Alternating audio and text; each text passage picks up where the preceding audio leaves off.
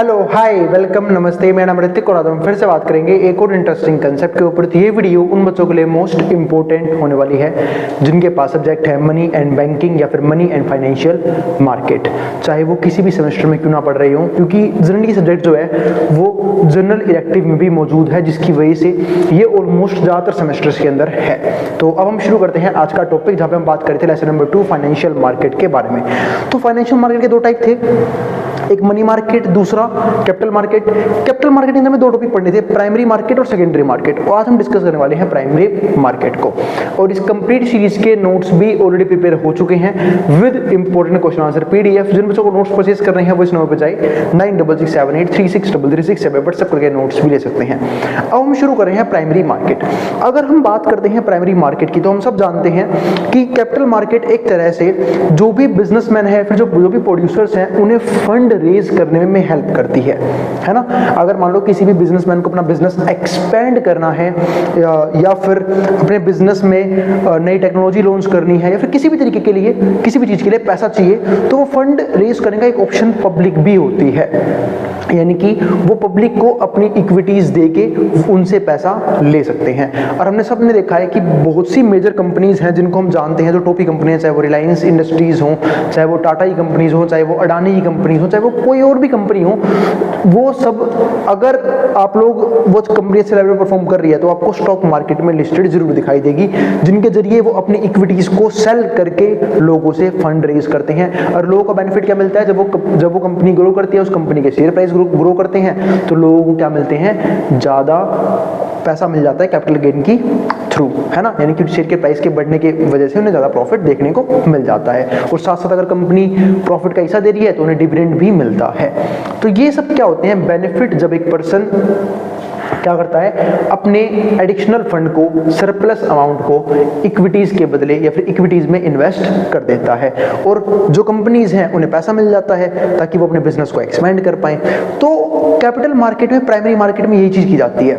आप लोगों ने देखा होगा, जब भी कोई कंपनी सबसे पहले जब पब्लिक से पैसा मंगाती है तो उसके लिए उसे काम करना होता है, वो क्या, आईपीओ लॉन्च करना होता है। आईपीओ का मतलब क्या होता है, इनिशियल पब्लिक ऑफरिंग।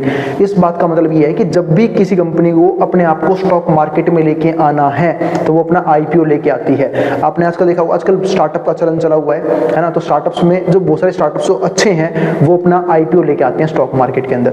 बाद में हमें देखने को भी मिलता है, कई बार कुछ स्टार्टअप्स फेल हो जाते हैं, कुछ अच्छा परफॉर्म कर जाते हैं, है ना। आजकल आपने ऐसे बहुत से स्टार्टअप्स सुने होंगे। इसके अलावा जो हम पास्ट में बात करें तो पास्ट में इतनी कंपनीज नहीं थी, तो पास्ट के अगर मैं टॉप स्टार्टअप्स को दिखाऊं या फिर टॉप आईपीओस को दिखाऊं तो वो रिलायंस इंडस्ट्री का था, कोर इंडिया का, भारतीय एयरटेल, ठीक है। ये सब जो है ना, ये सब क्या है, टॉप के आईपीओस थे अपने जमाने के, यानी कि एक तरह से जब कंपनीज क्या हो रही थी, लॉन्च हो रही थी, तो उस टाइम पर उन्होंने आईपीओ लॉन्च किया, फिर वो स्टॉक मार्केट में लिस्ट हो गई और आज भी अच्छा परफॉर्म कर रही हैं और स्टॉक मार्केट से इक्विटी सेल करके फंड भी रेज कर पा रही हैं। तो जब भी कोई भी कंपनी या फिर कोई भी प्रोड्यूसर, कोई businessman first time fund raise करता है तो वो प्राइमरी मार्केट के जरिए ही करता है। तो कैपिटल मार्केट के अंदर दो तरह के मार्केट्स मैंने आपको बताया, पहला प्राइमरी मार्केट, फिर क्या होता है, सेकेंडरी मार्केट, ठीक है। तो प्राइमरी मार्केट वही है जहां पे स्टार्टिंग में फंड रेज किया जाता है। अब पढ़ते हैं इस चीज को। तो प्राइमरी मार्केट की जब हम बात करते हैं तो primary market involves the long term a movement. तो यहाँ पे क्या होता है, लॉन्ग टर्म मूवमेंट होता है किस चीज का, फंड्स का, from surplus sectors to various entities. जिनके पास सरप्लस सेक्टर है, जहां पे सरप्लस में अमाउंट है, वहां से दूसरी एंटाइटीज के अंदर, इंक्लूडिंग गवर्नमेंट और कॉर्पोरेट सेक्टर, जिसमें हमारा गवर्नमेंट सेक्टर भी इंक्लूड होता है और कॉर्पोरेट सेक्टर भी इंक्लूड होता है। फॉर एग्जांपल बैंक्स आ गए and non bank financial intermediaries, और साथ साथ नॉन बैंक फाइनेंशियल इंटरमीडियरीज भी होती हैं इसका पार्ट। अब इसमें क्या आता है हमारे पास यहाँ पे, थ्रू प्राइमरी इशुएंस। जब हम प्राइमरी इशुएंस की बात करते हैं, यानी जब हम स्टार्टिंग में बात करते हैं, तो corporate sector initiate capital formation. तो कॉर्पोरेट सेक्टर जो है वो कैपिटल फॉर्मेशन करने की कोशिश करता है, यानी कि और एडिशनल कैपिटल मार्केट में लाने की कोशिश करता है ताकि जिसके जरिए वो अपने बिजनेस को बढ़ा सके। Which entails the creation of net fixed asset, जिसके जरिए वो लोग नेट फिक्स्ड एसेट्स को क्रिएट करते हैं। एंड इंक्रीमेंटल चेंजेस भी आते हैं। इंक्रीमेंटल चेंजेस का मतलब क्या है कि कुछ ना कुछ इंक्रीमेंटल चेंजेस भी किए जाते हैं इन्वेंट्रीज के अंदर। हम सब जानते हैं कि बिजनेस प्रोडक्शन करता है, प्रोडक्शन करने के लिए रॉ मटेरियल की जरूरत पड़ती है, यानी कि इन्वेंट्रीज की जरूरत पड़ती है, और वो सब किसके जरिए आता है, पैसे के जरिए। तो जितना ज़्यादा पैसा होगा उतना ज़्यादा इन्वेंट्री और रॉ मटेरियल इकट्ठा करके उतना ही बड़े लेवल पे प्रोडक्शन को बढ़ाया जा सकता है। तो वही चीज़ यहाँ पे है। तो this capital formation function empowers companies to utilise proceeds from primary issuance to enhance productive capacities. इसके जरिए जो है ना वो अपनी प्रोडक्टिव कैपेसिटीज को बढ़ा पाते हैं, यानी कि ज़्यादा प्रोडक्शन कर पाते हैं, अपनी कैपेसिटी फुल और एफिशिएंट वे से यूज़ कर पाते हैं। इसके बाद इम्प्रूव एफिशिएंसी, एफिशिएंसी में भी इम्प्रूवमेंट आता है भाई। जब नई टेक्नोलॉजी आएगी, पहले हो सकता है कोई कंपनी आउटडेटेड टेक्नोलॉजी यूज़ कर रही हो तो उस टाइम पे एफिशिएंसी क्या होती होगी, गिर जाती होगी। लेकिन जब भी कोई प्रोड्यूसर या फिर कोई भी कंपनी नई या फिर एडवांस टेक्नोलॉजी यूज़ करेगी तो उनकी एफिशिएंसी भी क्या हो जाती है, बढ़ जाती है। उसका एक जीता था एग्जाम्पल ये रहा। तो एफिशिएंसी भी इंप्रूव होती है। साथ साथ जनरेट एम्प्लॉयमेंट, भाई जब प्रोडक्शन ज़्यादा करेंगे तो प्रोडक्शन ज़्यादा करने के लिए मशीनरी तो चाहिए चाहिए, साथ साथ लेबर्स भी रखने पड़ेंगे, जिसकी वजह से क्या होगा, एम्प्लॉयमेंट जनरेशन होगा, यानी कि एम्प्लॉयमेंट मिलेगी लोगों को, लोगों को काम मिलेगा, बेरोजगारी दूर होगी, अनएम्प्लॉयमेंट दूर होगी। उसका बेनिफिट भी हमें यहाँ पे देखने को मिलता है। साथ साथ अपॉर्चुनिटीज भी मिलती हैं, एम्प्लॉयमेंट अपॉर्चुनिटी बोलते हैं इसे, thereby fostering wealth creation, जिसकी वजह से क्या होगा, एक बड़े लेवल पे वेल्थ क्रिएशन होगी लॉन्ग टर्म के अंदर। क्योंकि हम सब बोलते हैं ना कि जैसे कि लोग बोल भी देते होंगे कि भाई हमारे पास अगर खुद की आरबीआई के पास खुद की नोट छापने की मशीन है तो क्यों ना गरीब लोगों को भी नोट छाप के प्रोवाइड कर दें। पर ये एक अच्छा तरीका नहीं होता कभी भी। क्योंकि अच्छा तरीका क्यों नहीं होता, क्योंकि अगर फ्री में लोगों को पैसा बांट देंगे तो हुआ क्या, डिमांड बढ़ा देंगे लोग, जिसकी वजह से क्या होगा, प्राइस वापस ऊपर चले जाएंगे। लेकिन अगर इस तरीके से अगर लोगों को पैसा मिल रहा है तो एक अच्छा तरीका है। क्यों? क्योंकि अगर लोगों को एम्प्लॉयमेंट मिल रही है, बदले में लोगों को पैसा मिल रहा है, तो मानता हूँ लोगों के पैसा ज़्यादा आएगा। लेकिन साथ साथ भाई आउटपुट भी तो ज़्यादा प्रोड्यूस हो रहे हैं, तो अगर वो लोग डिमांड करेंगे भी तो आउटपुट का लेवल बढ़ चुका है, उस आउटपुट का लेवल बढ़े हुए लेवल से वो डिमांड फुलफिल हो जाएगी, तो प्राइस नहीं बढ़ता इस केस में। तो ये एक अच्छा तरीका होता है कभी भी किसी भी इकोनॉमी को बूस्ट करने का। तो ये हुआ हमारे पास एक point. Nature of fund raising in the primary market, यानी कि प्राइमरी मार्केट में फंड कैसे रेज किया जाता है। Encompasses both domestic and external source, जहां पे हम डोमेस्टिक और एक्सटर्नल सोर्स दोनों क्या करते हैं, इनकम्पास कर देते हैं। अभी ये देखो डोमेस्टिक, ये हमारे पास यहाँ पे क्या आता है, equity issuance by corporate primary issues. अब देखो जो इक्विटी इशू हुआ वो कौन इशू करेंगे, कॉर्पोरेट्स इशू करेंगे प्राइमरी इशू, क्योंकि इक्विटी के बदले जो पैसा मिलता है तो वो चीज यहाँ पे आई। दूसरा debt instrument by issuance by government, कई बार गवर्नमेंट डेट इंस्ट्रूमेंट इशू करती है, ठीक है, प्राइमरी इशू गवर्नमेंट के जरिए, कॉर्पोरेट भी कर सकती है प्राइमरी इशूज। और फाइनेंशियल इंटरमीडियरीज सेकेंडरी, यानी कि जो फाइनेंशियल इंटरमीडियरीज है वो सेकेंडरी इशू के अंदर इशू का पार्ट बनेगा, ध्यान रखना। लेकिन जब गवर्नमेंट डेट इंस्ट्रूमेंट इशू करती है या corporate sector date instrument issue करता है तो वो सब किसका पार्ट बनते हैं, प्राइमरी इशू का, ठीक है। तो ये चीज ध्यान रखना।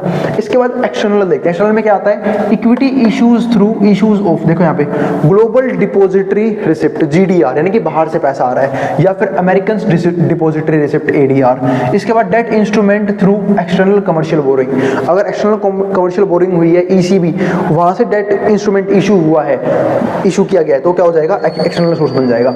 एक्सटर्नल सोर्स का मतलब यहाँ पे क्या है कि आप डोमेस्टिकली पैसा या फिर एसेट यूज नहीं करें, इंस्ट्रूमेंट यूज नहीं करें, बाहर की कंट्री का इंटरनेशनल लेवल पे एसेट या फिर इंस्ट्रूमेंट वगैरह यूज कर रहे हो, तो उसको क्या बोलते हैं, एक्सटर्नल पार्ट बोलते हैं। इसके बाद समझते हैं अगले पार्ट को। अगला पार्ट हमारे पास आता है other forms of external borrowings, यानी कि दूसरी फॉर्म्स क्या है एक्सटर्नल बोरिंग का, किस किस तरीके से एक्सटर्नल बोरिंग की जाती है इंक्लूडिंग। क्योंकि आपने देखा होगा हम लोग डोमेस्टिकली उधार भी लेते हैं। आज इंडिया पे वर्ल्ड बैंक का भी बहुत बड़ा कर्जा है ना, जिसे इंडिया लगातार चुकाने की कोशिश कर रहा है, और एक अच्छा खासा इंटरेस्ट हमारे जीडीपी का बहुत बड़ा हिस्सा वो सिर्फ इंटरेस्ट के तौर पे उस पैसे को पे करने के लिए चला जाता है, या तो उस पैसे का प्रिंसिपल अमाउंट पे करने में या फिर उस पैसे के ऊपर इंटरेस्ट पे करने में।